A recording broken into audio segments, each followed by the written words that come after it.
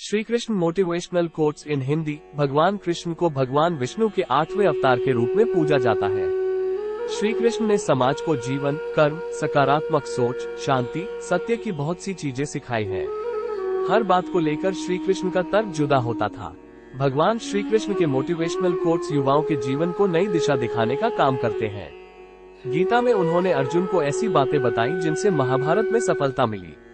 वहीं श्री कृष्ण के उपदेश और श्री कृष्ण के अनमोल विचार जीवन में सफल होने की गारंटी देते हैं। यहाँ पढ़ें, बीता हुआ कल जीवन को समझने का एक अच्छा मौका है और आने वाला कल जीवन को जीने का एक दूसरा मौका। अनुमान मन की कल्पना है और अनुभव जिंदगी का सबक है। सच्ची खुशी तभी होती है जब आपकी सोच, कथन और कर्म में समानता हो।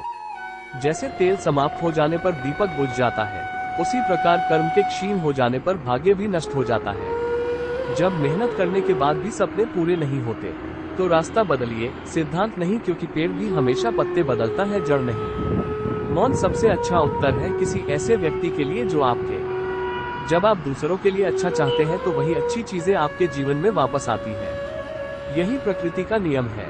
समय कभी नहीं रुकता। आज यदि बुरा चल रहा है तो कल अवश्य अच्छा आएगा। आप केवल निस्वार्थ भाव से कर्म कीजिए और वही आपके हाथ में है।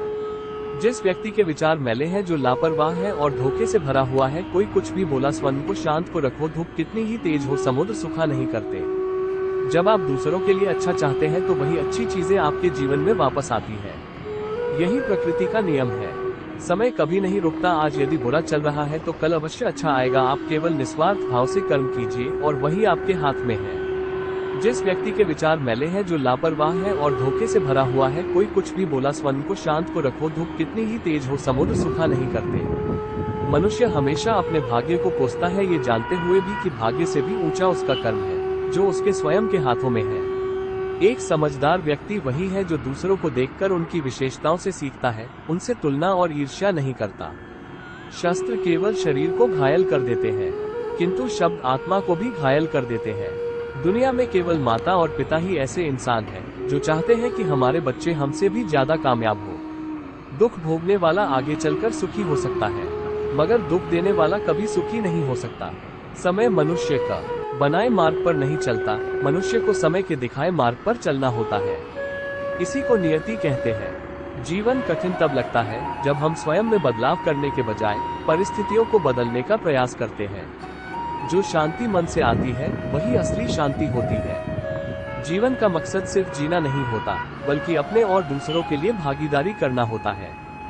जीवन का मकसद सिर्फ जीना नहीं होता, बल्कि अपने और दूसरों के लिए भागीदारी करना होता है। जब तुम अपने अंदर की दिव्यता को समझोगे, तब तुम ब्रह्मा का रूप देख पाओगे। भगवान के भक्त सिर्फ मंदिरों में नहीं, बल्कि हर जगह मिलते हैं। प्रेम करो, क्योंकि प्रेम ही जीवन की एकमात्र शक्ति है। धर्म का अर्थ है सत्य और न्याय की पालना करना और अपने कर्मों के द्वारा अच्छाई फैलाना।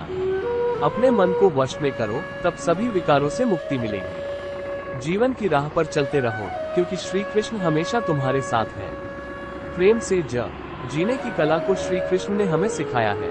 भगवान कृष्ण की कृपा से जीवन में आनंद और समृद्धि का आभास होता है। जब आप ईश्वर में विश्वास करते हैं तो उन्हीं की कृपा से सब संभव होता है। जीवन की मुश्किलें सिर्फ एक परीक्षा है और श्री कृष्ण हमेशा साथ होते हैं उन्हें पार करने के लिए। 74x भगवान श्री कृष्ण कहते हैं, जिसे तुम अपना समझकर मग्न हो रहे हो, बस यही प्रसन्नता तुम्हारे दुखों का कारण है।